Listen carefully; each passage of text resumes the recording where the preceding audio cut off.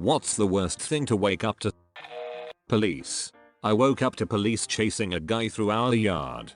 He tripped over the bikes I had leaning against the house right where my bedroom is. That's the only reason the cops got him. There was so much yelling and threats to shoot until finally the guy cooperated. That was like the 2nd of January. Same thing happened to me except the dude being followed by the cops was my underage brother who stole my grandma's truck and freaked when police tried to pull him over for going too slow. He crashed into the house. Thank God I was getting a cup of water at 2 AM, otherwise I'd be crushed by the caving in wall. Woke up to the police knocking on our door a few days before Christmas when I was 14, saying my brother had been reported missing. Turned out the drunk fricker just fell asleep on the train and ended up in Dublin. But shit, that was terrifying. I did the same thing, but in the opposite direction. Ended up in Longford. A tornado alarm. Shit is so freaking scary. Especially at 3 AM, while you are in a tent, and the nearest tornado shelter is a 10-minute walk through the woods in a thunderstorm. This exact scenario happened with me as well. I'm from the Midwest. I visited a friend on the East Coast a few years ago. Got to her house one night about 10 PM. I had driven 12 straight hours that day to get there. I'm passed out asleep when I get woken up by a tornado siren about 2 AM. Completely freaked out. Turns out what we, Midwesterners, use as tornado siren, her local fire department uses when they are going out on a call. She lived less than a block away from them. To be fair, you get used to it. A call from work wondering where I've been all morning. That pit in your stomach when you wake up, look at your phone and see you're hours late for work. From ready to pass back out to instant anxiety fueled adrenaline in 0.2 seconds. And then you realize it's your day off, but you're already wide awake, and there's no way you're getting back to sleep. Was about to comment this. That's the worst, aside from actually being late for work. Such an emotional ride up. I have 2 alarms for during the week. One to wake me from my deep sleep, and the other I have to stand up, put my thumbs on my phone and hold them in that position and spin in a circle twice to shut it off. I forgot to turn it off last Saturday, so I woke up completely from that at 4 AM after going to bed around 1 AM. It took me almost 2 hours to fall asleep after that one. Hearing a throwing up noise. Started 2020 to that sound. Cat vomited on our bed. Knew it wasn't a good omen for the year. Since we can't seem to get sensitive stomach cat food anywhere right now, this has been every night, unfortunately. I hate to refer them after the way they treated me and some other, now former, employees, but try Chewy.com. Oh come on, you can do better. Your 3-year-old walking into your bedroom saying they don't feel good and projectile vomiting into your face right as you open your eyes. The end of that dream where you really need a pee and start to feel the satisfaction of warming release. I had a dream once that I had to pee bad, and so I went into the bathroom in my dream and saw urinal, so I was like, let's go. Anyways, I start peeing and it's just a waterfall of piss. Like, have you ever bought a really big drink and just drank it all in an hour and then had to pee and you're peeing so much that you have to stop the full stream for a second so that you can full stream again? That's exactly how it was, but it was just never ending. That kept going for what felt like 15 minutes until I woke up, and thankfully I hadn't pissed the bed. I don't know how I was able to hold it and through peeing so much in my dreams, but it was a relief. My dreams alert me that I have to pee in real life in so many ways. One of them is the endless stream of pee as well, mayo. Another is I repeatedly go to the restroom, with no relief. I also occasionally get ones where I start searching for a restroom, but either cannot find one or the only restroom I find is absolutely filthy. Luckily I've always woken up and have never had a bedwetting incident from any of these dream scenarios. What is with these dreams? I also get the same one where the bathroom is filthy. I'm stepping on the floor and it's just covered in urine or something. Or to top it off, I finally find a bathroom, but the toilet is like built into a bench or something weird and there are a bunch of people throughout the bathroom getting changed, etc. So I'm on full display, but only I know it's weird and they think it's normal. Brains are so strange. Thanks to a fever, stress, some medication, and too much wine. One night I woke up to my family yelling at me, asking what the hell I was doing. As I was standing next to my open dresser drawer, taking a long piss onto my folded pants. Sleepwalking is weird as frick. Your dog gagging and about to throw up in the middle of night. Then hearing him eating it 15 seconds later. Sounds like the problem solved itself. I'd rather they clean it up. I woke up to my dog jumping up next to my pillow and just managed to close my eyes and mouth before she vomited on my face. I just dry heaved so hard. Nice job. Got woken up by my dad early in the morning to inform me that my mother had passed away in the room across the hall from me. Worst part was that she was only sleeping there to look after a pup that was recently born from the 2 dogs we had at the time. Otherwise my dad might have woken up and been able to do something about it. The pup ended up crying late at night before or during her heart failure that I ended up passing off as it's really not that uncommon. But it really makes me question if I could have done something or not to help her before it happened. Think about it regularly. Calling work and breaking down to my pose boss wasn't great either, but hey, shit day. Sorry for your loss, stay strong. Sorry for your loss. I remember my grandpa was sleeping in the room across from me when he came up to visit. I heard a loud bang in the middle of the night, but didn't think anything of it. Then there was another a few minutes later. Poor guy fell. My dad found him and we called an ambulance. Thankfully he is still alive to the day.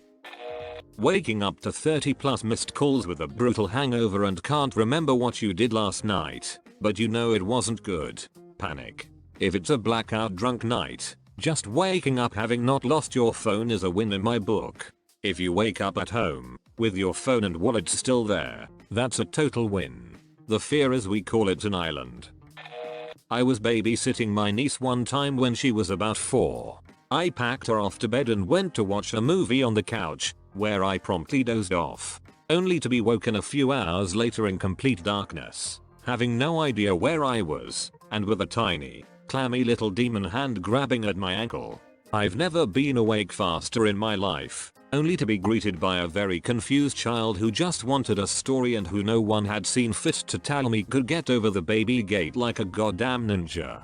We don't tell her mother about the time Aunt Hazel almost kicked her darling daughter through a window. Mine is very similar, but also the opposite. When I was 18, I would regularly visit my sister who lives about 2 hours away. I would usually stay for the weekend, babysit my infant niece and they could have a chance to go out. This particular time, I dozed off on the couch. I woke up in a blur around midnight and realized I didn't have the baby monitor. I went upstairs and saw the baby's door was open. I tiptoed in, and the crib is empty. I full on panic, ran around yelling, checking all the rooms and doors, all still locked. I find my phone and there's a text from my sister. Dog meds are in the window by the sink. 1/2 pill AM. I finally remembered. I had come that weekend to take care of their dog while they, baby included, went to Ohio. I've never been so relieved in my entire life. Meanwhile, I bet the dog was following you around the house with a "what's all the commotion?" attitude. He was just happy to be a part of it. Probably thought they were playing a really good game of hide and seek. Imagine how happy they must have been when the baby came back and they found them. Hey you're finally awake. You were trying to cross the border, right? Walked right into that Imperial ambush, same as us, and that thief over there. Damn you Stormcloaks. Skyrim was fine until you came along. Empire was nice and lazy. If they hadn't been looking for you, I could have stolen that horse and be halfway to Homerful. You there? You and me, we shouldn't be here. It's these Stormcloaks the Empire wants. We're all brothers and sisters and binds now. Thief. Shut up back there. And what's wrong with him? Huh? Watch your tongue. You're speaking to Ulfric Stormcloak, the true High King. Ulfric? The Jarl of Windhelm? You're the leader of the rebellion. But if they've captured you, oh gods, where are they taking us? I don't know where we're going, but Sovngarde awaits. No, this can't be happening. This isn't happening. Hey, what village are you from? Horse thief? Why do you care? Anor's last thoughts should be of home. Rorikstead. I'm from Rorikstead. General Tullius, sir.